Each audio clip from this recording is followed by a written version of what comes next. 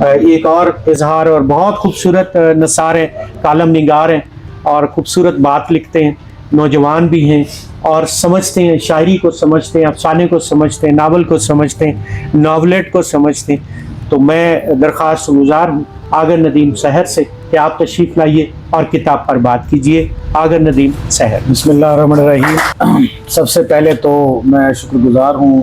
دعا منتہا پبلیکیشن کا کہ ان کے توسط سے اتنے خوبصورت لوگوں سے ملنے کا موقع مل رہا ہے، خاص کر کے نسیم شیخ صاحب سے 10 سال کے بعد ہم تقریباً مل رہے ہیں۔ کراچی میں ان سے ملاقات ہوئی تھی اور باقی احباب سے بھی جو ہے وہ ملاقات ہو سکی۔ تو مجھے کتاب بڑے مختصر نوٹس پر ملی اور میں نے اس کی کچھ کہانیاں جو ہیں وہ دیکھی اور کچھ چیزیں جو مجھے یہ کتاب پڑھ کر جو پہلا تاثر ملتا ہے، ظاہر ہے کسی بھی کتاب کے اوپر جو تاثراتی گفتگو ہے وہ اتنے کوئی معنی نہیں رکھتی، ظاہر ہے پہلی تاثر میں ہم کیا بات کر سکتے ہیں، مگر جو بھی کچھ نہ کچھ چیزیں میرے ذہن میں آئی اس کے اوپر میں جو ہے وہ کچھ گزارشات پیش کرنا چاہوں گا۔ سب سے پہلی بات تو یہ ہے کہ ادارے کا شکریہ کہ اتنی اچھی تخلیق کار سے ہمیں تعارف کروایا۔ ان کے افسانے اور ان کی کہانیاں یا ان کے اقتباسات ہم سوشل میڈیا پر پڑھتے رہتے ہیں، دیکھتے رہتے ہیں، اور ظاہر ہے میں جب بھی کسی خاتون کی خاص کر کے شاعری پڑھتا ہوں یا اس کی نثر پڑھتا ہوں تو ایک دو چیزیں میں ضرور دیکھتا ہوں اور اس کے اوپر میں ہمیشہ جو ہے وہ بات بھی کرتا ہوں کہ ہمارے ہاں خواتین کی ایک کثیر تعداد وہ ہے جنہوں نے اپنی شاعری کے اندر، اپنے نثر کے اندر عورت کارڈ جو ہے وہ بہت زیادہ کھیلا اور اپنے آپ کو بطور نسائی آواز کے طور پر ایج لینے کی کوشش کی یا ہمدردیاں لینے کی کوشش کی یا اس کو سمیٹنے کی کوشش کی۔ تو شاز ملک صاحبہ کو پڑھ کے پہلی بار تو مجھے بالکل یہ نہیں لگا کہ وہ کہیں بھی اس چیز کا فائدہ اٹھا رہی ہیں کہ میں خاتون ہوں اور میری تحریر کو اس انداز میں ویلیو دی جائے۔ اور میں یہ سمجھتا ہوں کہ کسی بھی تخلیق کار کی بہت بڑی خوبی ہے کہ اس نے اپنے اوپر کوئی بھی لیبل نہیں لگنے دیا، نہ اس کا کوئی نسائی لیبل، اور وہ جو کہتے ہیں نا کہ خواتین کے یہاں نسائی موضوعات ہونے چاہیے، نسائی موضوعات ہونے چاہیے، لیکن موضوعات میں اور عورت کارڈ میں بڑا فرق ہوتا ہے۔ موضوعات کی حد تک تو بات درست ہے، مگر مجھے لگتا ہے کہ شاز ملک صاحبہ نے جس طرح موضوعات کو سمیٹا ہے، مجھے کہیں بھی ایسا نہیں لگتا کہ ان کے یہاں کوئی اس طرح کا رویہ موجود ہے جس کو میں دوسرے لفظوں میں اپنے کالم میں پچھلے میں نے ذکر کیا کہ داد ہتھیانا، تو داد ہتھیانے کے چکر میں نہیں ہے بالکل بھی۔ تو یہ ان کی سب سے بڑا کمال ہے، اور بطور ایک خاتون رائٹر یہ میں سمجھتا ہوں کہ میرے نزدیک بھی اور بہت سارے دوستوں کے نزدیک یہ بڑی منفرد ایک صلاحیت ہے کہ آپ نے اپنے اوپر کوئی بھی جو ہے وہ ایک چھاپ نہیں لگنے دی، اور یہ بڑا اچھا ہے کہ انہوں نے بطور انسان، بطور فکشن رائٹر خود کو بطور انسان پیش کیا اور سامنے والے کو بطور انسان ٹریٹ کیا، یعنی اس میں مذہب، ملت ہٹ کر۔ اب دیکھیں ایک خاتون یا ایک انسان یا ایک فکشن رائٹر جو دیار غیر میں بیٹھا ہے تو اس کے یہاں حب الوطنی کا جذبہ اتنا زیادہ ہے کہ مجھے اس کی ایک لائن سے یوں لگا کہ جیسے اختر شرانی نے کہا تھا وہ دیس سے آنے والے بتا، تو یہ دور بیٹھ کے اپنے دیش سے جڑی ہوئی اس مٹی سے ہونے والی اس محبت کو وہاں دور بیٹھ کے بھی اپنے افسانوں میں بیان کر رہی ہیں۔ تو مجھے لگتا ہے کہ ہمارے ہاں جتنے بھی لوگ جو دیار غیر میں مقیم ہیں یا دیار غیر میں رہ کر لکھتے ہیں یا بولتے ہیں، ان کی فطرت جو ہے وہ اپنی مٹی سے جڑی ہوئی ہے، اور وہی مٹی شاز ملک صاحبہ کے حرف سے مٹی کی محبت جو ہے وہ نظر آ رہی ہے۔ اور وہ مجھے شاید محمد علوی کا شعر ہے، وہ شعر تو مجھے بھول گیا، لیکن اس کا مفہوم یہ ہے کہ جو پودے اپنی جڑوں سے جڑے رہتے ہیں وہ کبھی بھی جو ہے وہ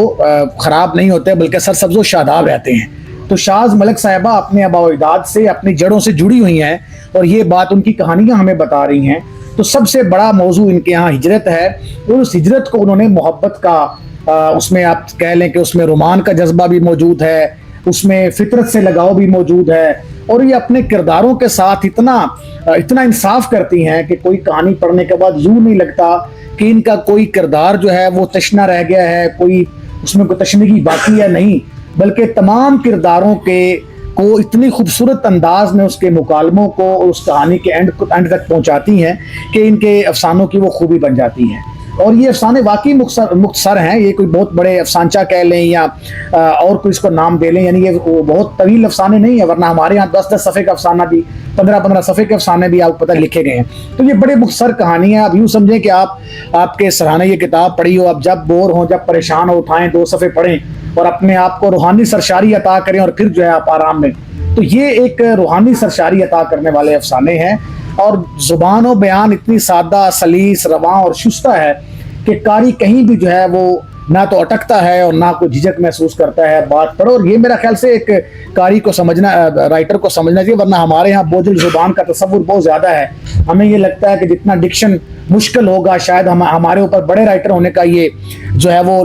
ہمیں گولڈ میڈل مل جائے گا. تو میں اسے گولڈ میڈل نہیں سمجھتا کہ جان بوجھ کے آپ اپنے آپ کو ایسے جملوں میں الجھائیں کہ آپ کا قاری ایک جملہ 1 کلومیٹر ادھر ہو, دوسرا جملہ 1 کلومیٹر مغرب میں ہو. اور جس طرح شاعری کے اندر تلازمہ ہوتا ہے, نثر کے اندر بھی تلازمہ ہوتا ہے. آپ کے جملے, آپ کے مصرے, آپ کی کہانی کے کردار, آپ کے کہانی کے مکالمے, آپ کے کہانی کا پلاٹ اور اس کی پنچ لائن, تو جب تک آپس میں ایک دوسرے سے جڑے ہوئے نہ ہوں, آپ کی کہانی جو ہے وہ کبھی موضوع بڑا پیدا نہیں کر سکتی. تو میں تو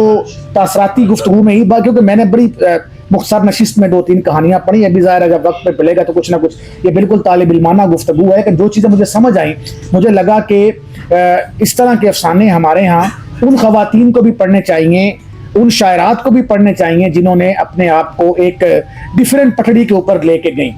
تو ان کی کہانیاں پڑھتے ہوئے کہیں بھی مجھے ایسا نہیں لگا کہ ان کی کہانیاں یا ان کے موضوعات جو ہیں وہ کہیں مانگے تانگے کے ہیں,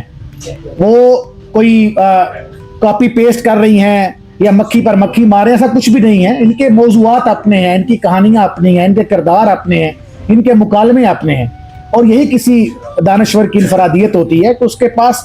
لوگوں کے مانگی ہوئی چیزیں نہ ہوں, بلکہ وہ اچھا لکھے, برا لکھے, اس کے لفظ اپنے ہوں, سب کچھ اس کا اپنا ہونا چاہیے. اور شاز ملک کی کہانیاں, اس کے کردار, اس کے مکالمے اور اس کے جو مزاج میں چیزیں ہیں وہ ساری کی ساری اس کی اپنی ہیں. کچھ بھی اس نے کسی سے نہیں مانگا, اور یہ اس کی سب سے بڑی کوالٹی میں یہ سمجھتا ہوں. ورنہ ہمارے ہاں تو